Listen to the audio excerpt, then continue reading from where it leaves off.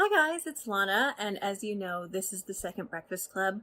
So really quickly, I want to do an introduction to this series I'm about to do with my dad. I'm going to slap this at the beginning of every video in the series, so if you've already seen it, feel free to skip ahead. If not, please listen, just to help kind of clarify what we're going to be doing here.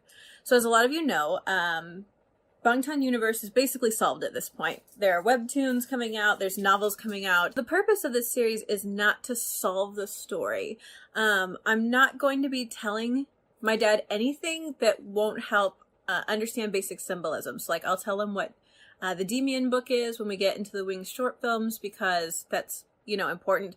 But I'm not going into deep theories. He's probably not going to like get deep into every individual character or anything. I just wanted to see what this story looks like to fresh eyes, like eyes that have really never followed BTS or studied BTS, eyes that know mostly like literary symbolism and artistic composition, and just get his fresh, honest take on this. So with that in mind, I just want to make sure that when you leave comments or talk about this video, that you consider what the actual goal is. I know in the past when we've done similar things, we've gotten feedback like, oh, you didn't talk about this book, or you didn't talk about this thing. That's not the point here. The point is just fresh eyes. So don't go into this expecting anything intense. If you want more in-depth stuff, you can watch my actual theory videos. Although again, it's pretty much solved at this point, which is why I'm still unsure if we're even going to do the highlight reels and beyond, because that's on the webtoon. But yeah, I hope you enjoy this series, and I hope that it gives you a fresh perspective on things. It certainly was nice for me to go back and like experiencing things for the first time almost again. It's really lovely. So enjoy and have fun. All right, guys. So now we're on to Run. And this is the one where you're going to see me fangirl scream with my eyes through the whole thing, because it's very hard for me not to just tell you things. And I really like this video. Because I became a fan and watched these before we even started the channel, I've never gotten to watch these with you guys. So I don't know if I've even said that, but I love Run, and I love the video of Run, and there are scenes in this that I wish I had filmed first, because if I copy them now as a filmmaker, everybody will know what I copied them from. But let's just get on in. Okay. Let's do it. Let's run. Yeah, let's run.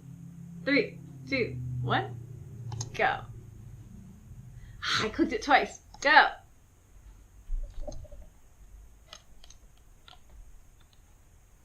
All of this is cut out now because I forgot to turn the volume back on.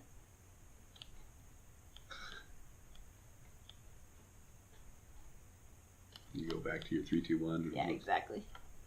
Well, I'll go to go. 3, 2, 1, go.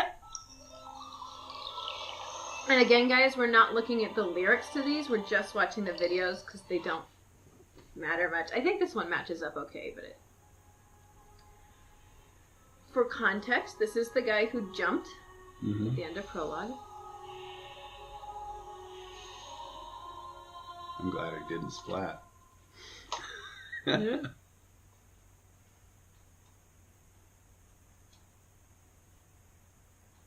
I'll just randomly say this is the one scene that takes away the lollipop as a cigarette metaphor, because he just dunked it in his coffee, and that's caused a lot of people to wonder what that's about.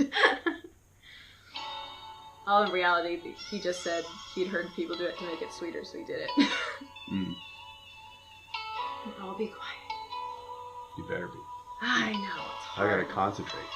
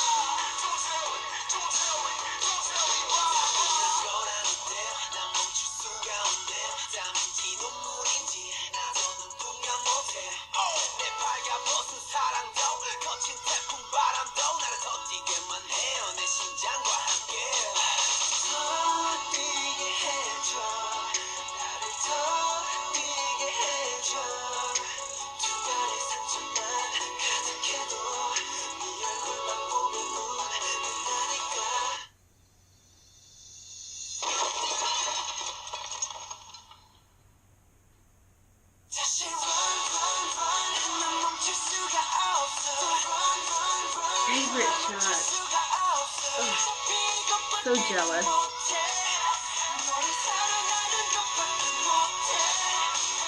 And they're on again.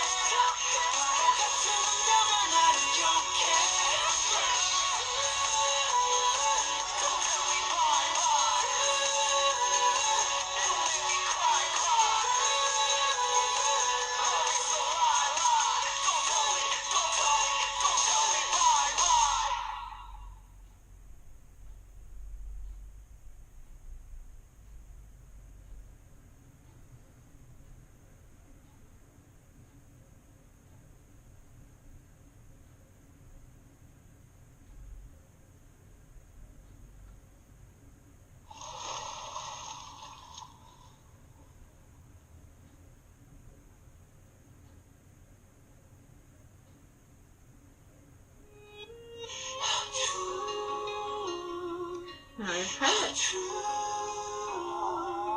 Is my name in it? No. Okay. And for just reference, the little video here on the side is the one member's camera that he's been filming everyone with. Mm-hmm.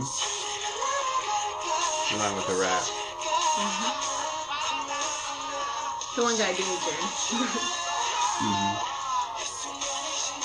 Who has the bad camera? Part.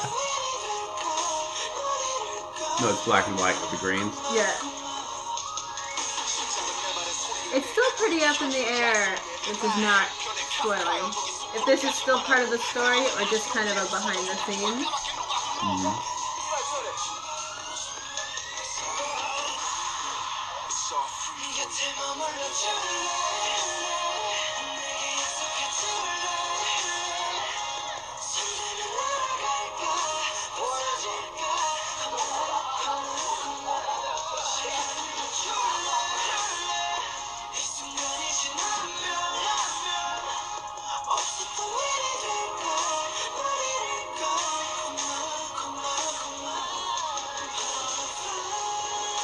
I love Hitman Bang's little monster. Mm-hmm.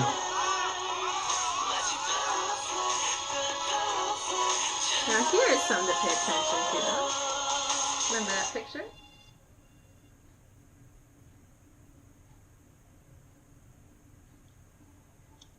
Someone's missing again.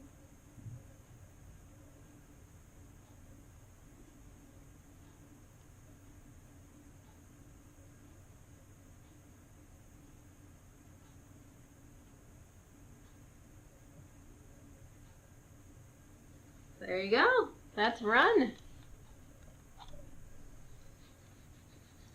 Give me thoughts. Okay. I'm so excited I have to hold my dog.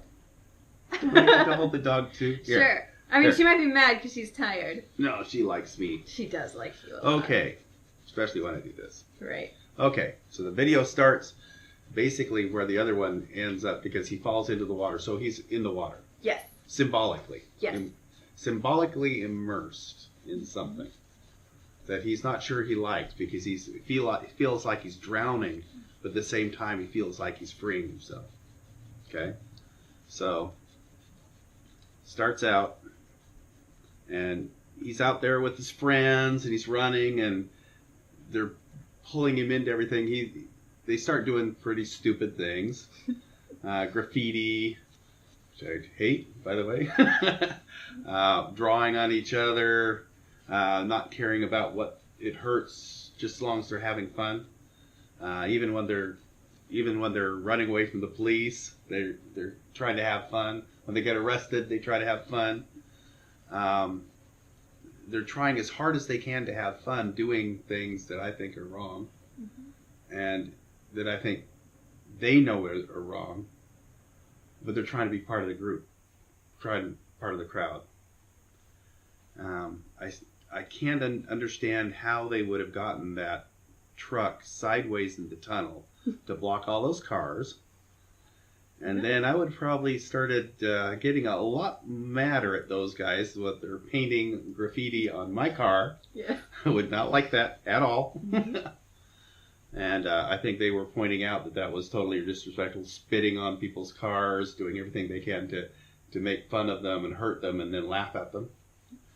But I think through it all, the guy who is drowning is realizing he's not sure he wants to be part of any of that, because he's recognizing it's disrespectful and bad, and it's not a good type of fun, and it can be dangerous. And even when the two of them are together and they're beating each other up in a drunken state, there's two different members, but it's still part of the, you're not really having fun. Yeah, it's falling apart. Falling apart. Agreed. And then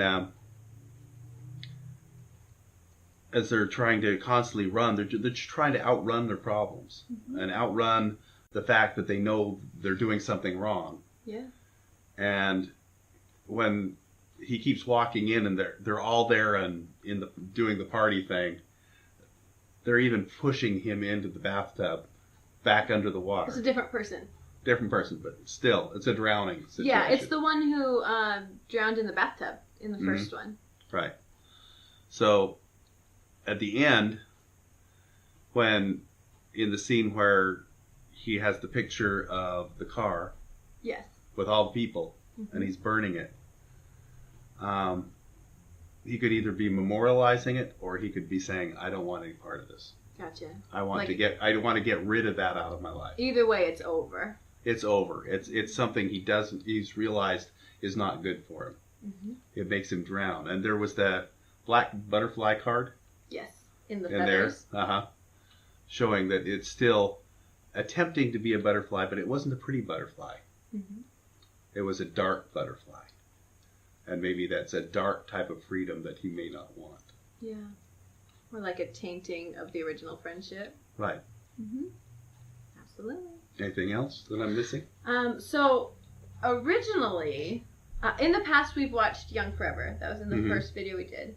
That's technically part of this, but it's kind of an end cap. Originally, this was the story. These 3 videos, that's why there's credits. This was what it was meant to be. So, you've technically now seen what was originally supposed to be the story. So with that in mind, I'm going to ask just a few kind of leading questions. I'm not going to say my thoughts on them, but they're things that are interesting to point out going forward. Okay. So, especially since you're still figuring out who is who, right? Yeah. So it's hard to conflate certain symbolism because, Which daughter are you? Right? Oh, sorry. Yeah, it's just your age. Everybody knows everything about the story. Senility. No. Yes. So, the first thing I want to point out, I'm going to kind of do it chronologically, I think, because there's only a few. What do you think of that moment right before the pillow fight where you have 2 members who are in like a cement room in different clothes, and it transitions constantly into like normal life, or, them running, but there's a couple shots, you know what I mean? Yeah. Basically, it first looks like they've just been arrested. They're in a holding cell. Like, so in prison. And then they start deciding, who cares? and they're destroying prison property, and they're right back into their old thing. And it's kind of like when he goes into the big party, and it's all happening, and then he pans back and nobody's actually there. Yeah.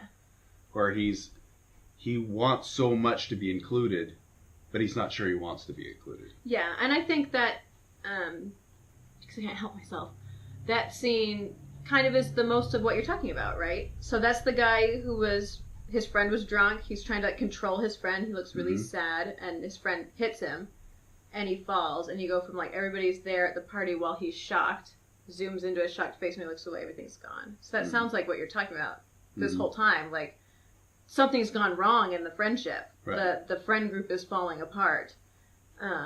You think they're going the wrong direction. Exactly. He's having this moment of realization of like, I thought this was a party.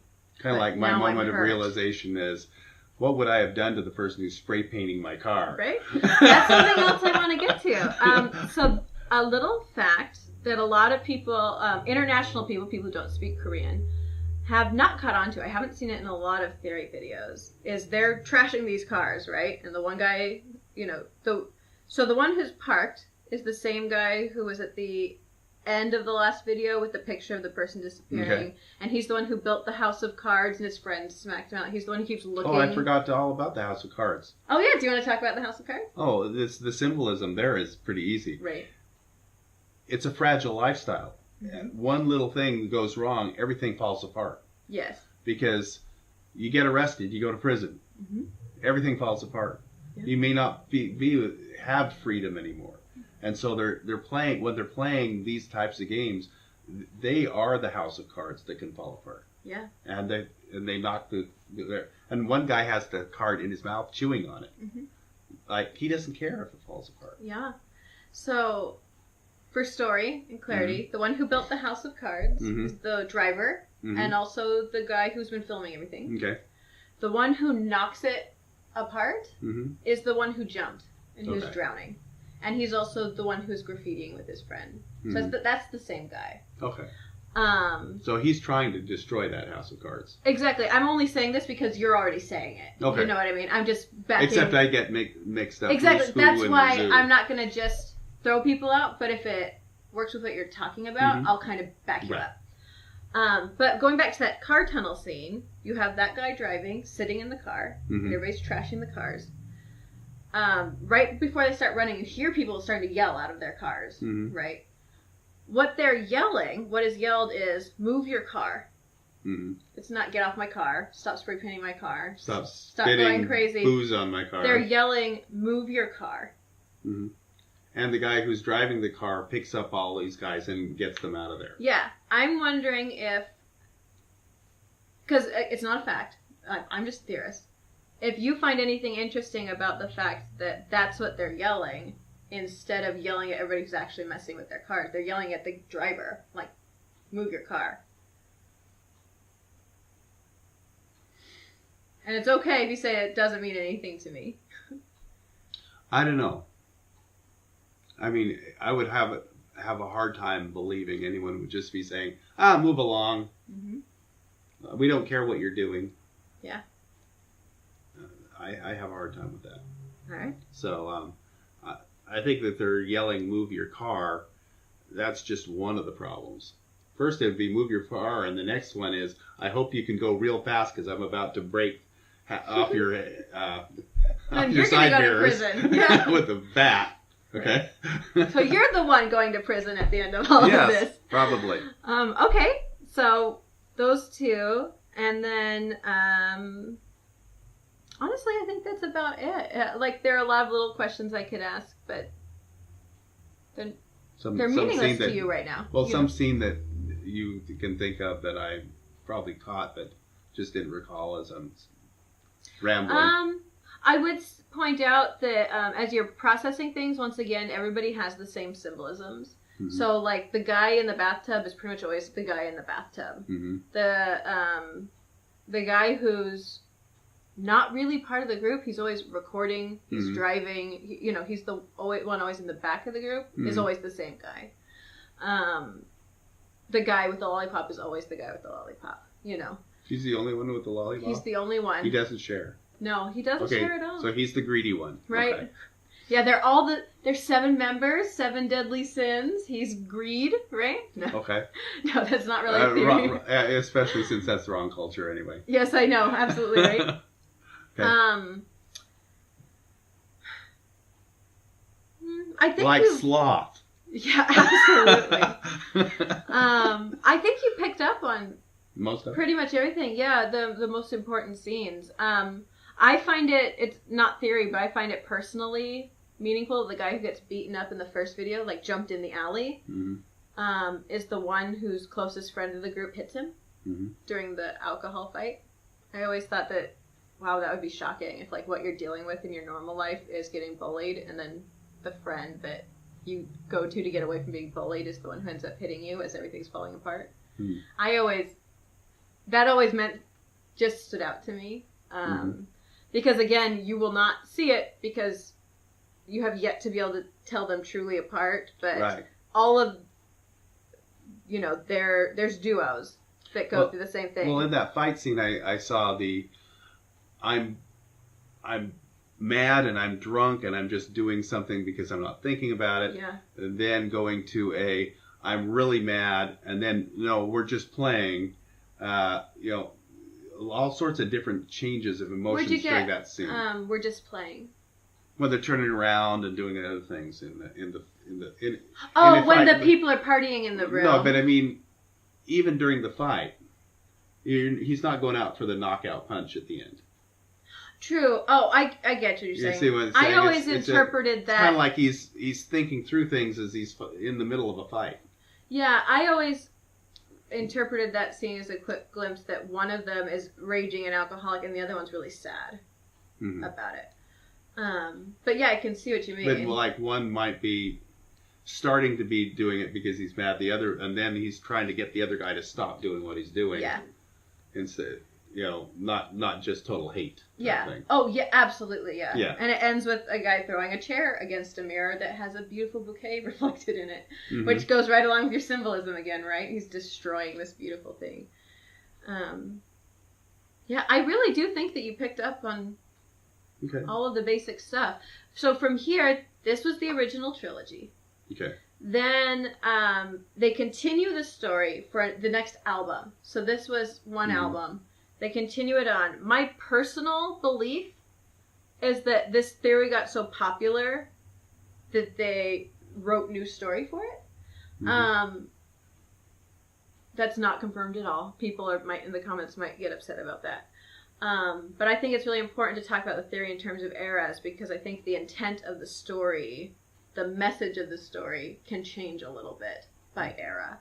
And to be honest, I think in the grand scheme of things, you kind of nailed the story this time around. Yeah, so knowing that this is the end, what do you think some of the overarching themes as a whole are? Like, what is the purpose of having these 3 What is the moral of this story? Yeah, like, what do you think, knowing, like, this could have been the end of this story? Okay.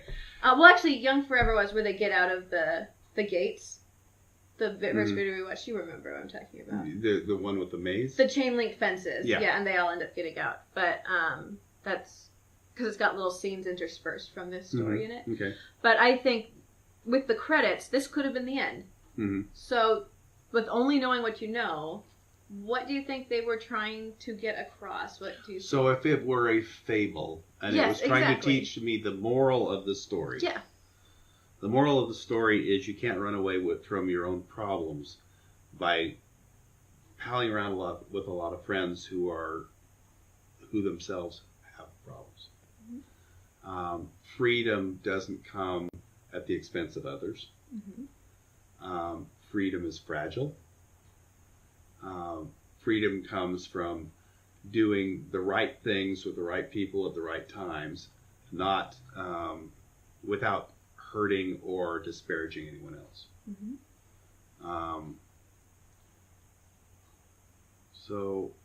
And friendship is important, but not all-encompassing. Yeah, it can't fix everything. It doesn't fix a lot of things. Sometimes it's a temporary. It's kind of like a pain medicine. You can escape your pain for a little while without thinking about it, but it's going to still come back. Yeah. And you're still going to have to deal with things. Mm-hmm. So doing stupid things with your friends means you're going to be dealing with that for a long time. Yeah. And since it's been a little while since you saw the first one too, I know one thing you're talking about a lot in the earlier video too was, you know, they're so happy together and alone. There's so much going on with all of them. And they're finally trying to find their way out. Yeah. That would be like the fourth. Yes, the chain link maze. Okay, in which they can see each other and they can see where they're going. Some of them are getting out and others aren't. But they can, but they don't know how to help the other people get out. They only can find their own way out. Yeah. Okay. Good. Yeah, I think that's wonderful. Awesome. I think the only thing that personally I would add on to that is also the underlying message of you don't know what everybody's actually going through. Mm-hmm. You know, everything can seem happy among your friends, and then all of you go home, and there's depression and abuse, and you still have those deep, drugs. dark secrets that you're holding inside, trying to hide. But it's the fact that you're with your friends. And as we see in Run, you can't hide them forever. They're gonna start boiling out, right? Yeah. Until you're in a drunken fight with your best friend and end up throwing a chair against a mirror.